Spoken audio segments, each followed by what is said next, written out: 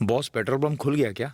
अगर इसी तरह चलता रहा तो हमारा धंधा चौपट हो जाएगा, कहीं मुंह दिखाने लायक नहीं रहेंगे। उस डीसीपी को पहले दिन ही सबक सिखाना चाहिए था। बॉस आप बताइए हमें करना क्या है?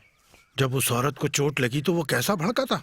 हमने कितना पूछा, वो कुछ नहीं बोला। है अरे वो सब छोड़ो। हे, इस खबर को तो न्यूज़पेपर में छपना ही चाहिए।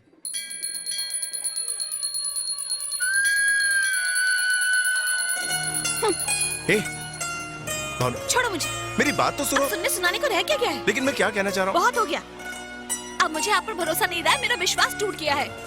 भगवान भी आपको कभी माफ नहीं करेगा। आपने एक सीधी सारी लड़की का दिल तोड़ा है। मेरी पूरी बात तो सुन लो। मैं बेवकूफ एक धोखेबाज की बातों में आ गई। आपने तो सारे शहर को धोखा दिया है। क्या पता किसी दिन मेरा सौदा। बस कर। खबरदार, अगर इस तरह की बात दोबारा की, जिंदगी में कभी तुम्हारी शक्ल नहीं देखूंगा। तुमने इल्जाम तो लगा दिया, लेकिन असलियत जानने की कोशिश नहीं की। पुलिस की नौकरी सिर्फ एक धंधा बन के रह गई, मगर मैं अपनी इस वर्दी की बहुत इज्जत करता हूँ। अपने पिता के वचनों का पालन करता हूँ। आदमी चाहे किसी भी जात या धर्म का हो, अगर उसने कोई गलती की है तो उसे सजा दिलवाने का अधिकार सिर्फ पुलिस को ही है। इसीलिए मैंने अपने बेटे को पढ़ाया और कहा कि उसे पुलिस की नौकरी करनी है। बहुत अच्छी बात है। पुलिस बनकर क्या वो हमारे गांव में आएगा? अरे भाई, पहले उसे बुलावा तो आने दो। अगर उसे पुलिस की नौकरी मिल गई तो एक दिन जरूर आएगा यहाँ। शिवा, तुम्हें पुलिस की तरफ से इंटरव्यू का कॉल आया है।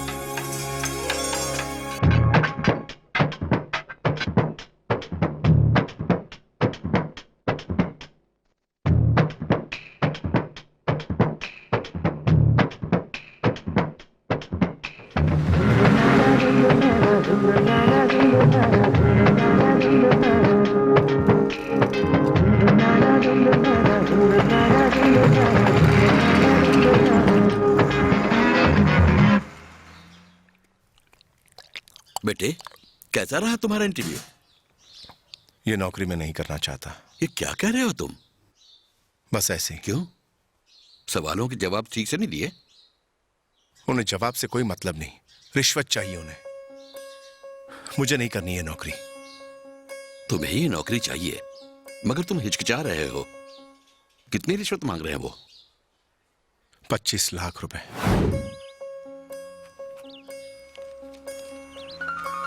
बाबूजी, ये सब क्या है? रिश्वत का इंतजाम। जमीन का सौदा कर दिया 20 लाख में, घर गिरवी रख दिया 5 लाख में। जमीन और घर का सौदा करके? बेटे, कुछ पाने के लिए कुछ खोना ही पड़ता है। 30 साल पहले मैंने खुद को बड़ी मेहनत से पुलिसमैन बनने के लिए तैयार किया था, मगर मेरे पिताजी रिश्वत के 8,000 नहीं दे पाए और मैं पुलिसमैन नहीं बन पाया। इस तरह न चाहते हुए भी जब मुझे खेतों में काम करना पड़ा तो बड़ी तकलीफ हुई। मैं नहीं चाहता कि मेरे जैसा हाल तुम्हारा भी हो। मैंने पूरी लगन के साथ अपनी ड्यूटी ज्वाइन की, काम शुरू किया, मगर मुझे क्या मिला? नेताओं की दादागिरी। ऊंचे अफसरों को मेरा रवैया पसंद नहीं है और मेरा बार बार ट्रांसफर होता रहा। ये क्या कर रहे हो? तुमने हाल ही में पुलिस फोर्स ज्वाइन किया है और तुम हमसे पैसा लेने से मना कर रहे हो। नौकरी के लिए रिश्वत दी थी ना, अब तुम भी खाओ। चलो निकलो। सॉरी सर, आपको अपने सारे गैर कानूनी कारोबार बंद करने होंगे, वरना मैं सख्त कदम उठाऊंगा। अरे देख के बोल देता ना बॉस ने भिजवाया है। सर, मैंने उसे कहा था लेकिन वो नहीं माना।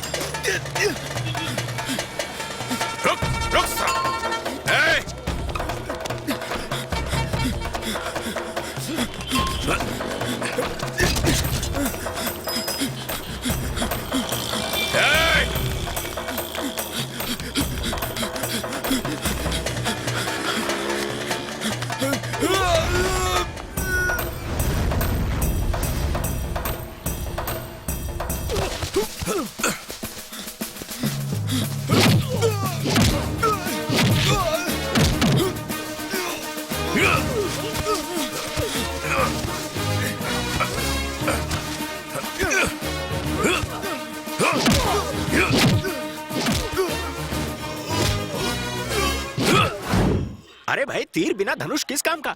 पॉलिटिक्स बिना गुंडागर्दी के चल सकती है क्या? नहीं चल सकती। वो तुम्हारी निगाहों में गलत हो सकता है, मेरी नहीं। छोड़ दो उसे। जमानत के पेपर्स लाए हो क्या? पुलिस ऑफिसर तुम हो, भूल गए क्या? संडे को जमानत के पेपर्स नहीं मिलते। पेपर कल दे दूंगा, उसे अभी छोड़ो। एफआईआर दर्ज हो चुकी है, बिना जमानत के नहीं छोड़ सकता। अरे तो कौन सी बड़ी बात है, फाड़ कर फेंको उसे।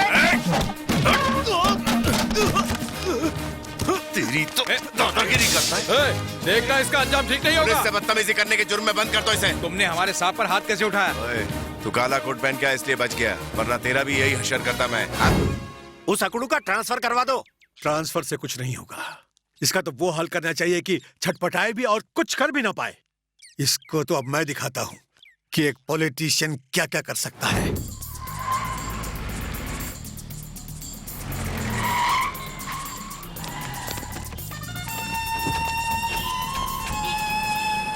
हम विजिलेंस डिपार्टमेंट से आए हैं। हमें खबर मिली है कि तुमने रिश्वत खाई है। हमें तुम्हारी जीप की तलाशी लेनी है। जानती हो मेरी ईमानदारी का मुझे क्या इनाम मिला? रिश्वतखोरी का इल्जाम और सस्पेंशन। मेरे बेटे की शादी में जरूर आइएगा। शिवा की शादी और हम ना आए, ऐसा कैसे होगा? अरे ये देखिए, समधी जी की गाड़ी आ गई। संधि जी नमस्कार। आप इधर आइए। सबसे पहले तो आप शादी का कार्ड बांटना बंद कर दीजिए। क्या कह रहे हैं आप? मैं कुछ नहीं कर सकता। आपके सबूत को रिश्वतखोरी के चक्कर में अंदर कर दिया है। ये गलत इल्जाम लगा रहे हैं आप। इल्जाम नहीं, सबूत है हमारे पास। अखबार के फ्रंट पेज पे तुम्हारे बेटे की करतूत छपी है। देखिए, चाहे कुछ भी हो जाए, अब ये शादी नहीं हो सकती।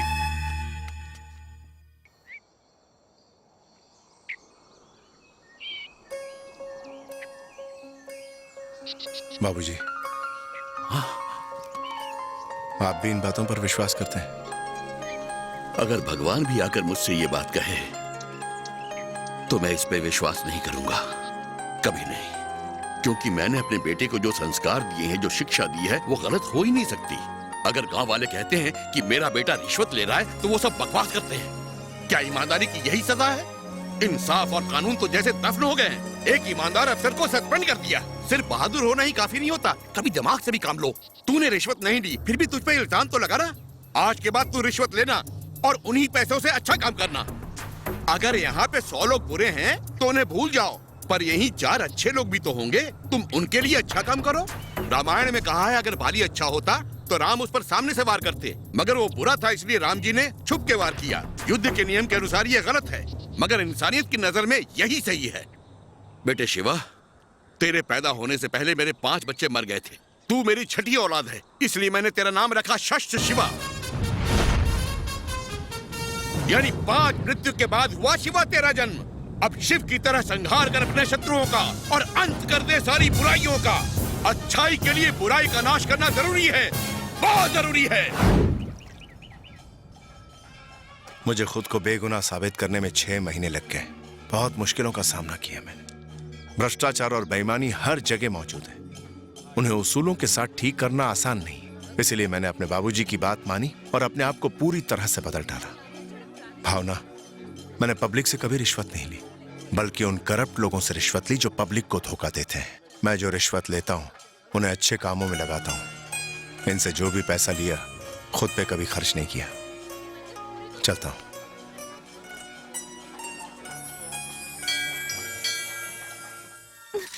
अरे हम उनसे ऊंची जात के हैं, वो हमारी बराबरी का नहीं है, फिर भी तुमने ऐसी गलती कैसे कर ली? वो बहुत अच्छे इंसान है। अभी उम्र है क्या है तेरी जो तू इस तरह की बातें कर रही है? आप उनसे फोन पर बात करके देखिए ना। चुप रहो तुम। इसीलिए मैं तुमसे कहता था कि बेटी पर नजर रखो, वो कॉलेज जा रही है या कहीं और जा रही है। बस कीजिए, बेचारी छोटी सी बच्ची है, इसकी क्या गलती है? अगर आपने प्यार दिया होता तो ये घर के बाहर प्यार के लिए भटकती क्या? आप उनसे बात तो कीजिए। क्या बात करें उनसे? उनसे ये कहें कि तुम हमसे नीची जात वाले हो। पता है कितनी बेइज्जती हो जाएगी। आपको पार्लियामेंट में होना चाहिए। बकवास करते हो। देखो, इस पर पानी डालने से कुछ नहीं होने वाला है। उस लड़के को फोन करो और उससे बात करके देखो। कॉफी लीजिए ना। शक्कर घोलने के लिए पहले कॉफी को अच्छे से हिलाओ। कॉफी गरम है, ठंडी करके पियो। चुस्की नहीं, पूरी कॉफी गटक जाओ। ये लोग तो कॉफी पिलाने की बजाय कॉफी पे लेक्चर पिलाने लगे। सब कुछ ठीक। हमारी बेटी एक पुलिस अफसर से प्यार करेगी, ऐसा हमने कभी सोचा ही नहीं था। दादी जी, चोर से प्यार करती तो गलत होता क्या? हमारी तुम्हारी कोई बराबरी नहीं है, तो बताओ हमारी बेटी तुम्हारे साथ कैसे खुश रहेगी? मैं आप लोगों के साथ एक दामाद की तरह नहीं, बल्कि एक बेटे की तरह पेश आऊंगा, यकीन कीजिए। अभी ये बहुत छोटी है, कॉलेज भी पूरा नहीं किया है, तो इतनी जल्दी हम इसकी शादी कैसे कर सकते हैं? फिक्र मत कीजिए, उसकी पढ़ाई मैं पूरी करवाऊंगा, ये मेरा वादा है आपसे। अच्छा, अगर हम आपका ये प्रपोजल मान लें तो ये बताओ कि आप दहेज कितना लेंगे? शगुन के तौर पे आप सिर्फ 1 रुपया देना। 1 रुपया? दादाजी ये क्या हमें चिंदी समझता है? दामाद जी, इन्हें बताइए हम गए गुजरे नहीं है। मेरे बेटे की सैलरी 25,000 रुपए है। हमारी घरेलू कमाई 20,000 है, जो मसालों के पैकेट बेचने से होती है। और पंडित जी हमारे। अरे दादाजी, मेरी बातें छोड़ो ना, कुछ और बात करो ना। चलो छोड़ दिया, कुछ और बात करते हैं। हम आपको दिल खोल के देंगे। आप मांगो, कितना मांगते हो? ठीक है, तो 5 लाख रुपए और 100 तोला सोना दे दीजिए। भाई, तुमने हमारी बातों को दिल पे ले लिया क्या? मुझे कुछ नहीं चाहिए, आपकी बेटी का साथ ही मेरे लिए काफी है। मैं आपकी बेटी से बहुत प्यार करता हूँ, उसे पालूंगा तो मैं समझूंगा मैंने सब कुछ पा लिया। मुझे आपका आशीर्वाद चाहिए बस। उठिए। ये हुई ना बात, खुश जुग जुग जियो। तो हमारा पहला दामाद कामचोर और दूसरा पुलिसमैन। दादाजी ये क्या कह रहे हो? अरे मैं तो मजाक कर रहा हूँ। अब तुम जरा संभल कर रहना। आप शायद इस रिश्ते से खुश नहीं हैं। आप पूरी तरह से तसल्ली कर लीजिए, मैं इंतजार करूंगा। शिवा बेटे, तुम एक बहुत अच्छे इंसान हो, लेकिन हमारे खानदान में तकरीबन 400 लोग हैं। तुम ही बताओ मैं उन्हें क्या जवाब दूंगा? छोड़िए ना, उन 400 को भूल जाइए। एक अच्छा इंसान रिश्तेदार बन रहा है। अरे श्रीनिवास, अगर मेरा बेटा होता और आपकी बेटी का हाथ मांगता तो आप बताइए मंजूर करते कि नहीं? मैं आज से इसे अपना बेटा मानता हूँ और इसके लिए आपकी बेटी का हाथ मांगता हूँ। उस दिन जब मैं तुम्हारे पैर छूने झुका था तो तुमने कहा था मैं आपके बेटे जैसा हूँ। मेरे लिए इससे ज्यादा खुशी की बात और क्या होगी? आप क्या सोच रहे हो? हाँ कह दो। ठीक है। चित्रपाणवर्षम तैमादम 4 தேதி பழனி ஸ்ரீமான் சொக்கலிங்கத்தின் புதல்வன் சாமி என்கிற ஆறுசாமிக்கும் அம்பா சமுதிரம் சிறுவாசனை சௌபாகியவதி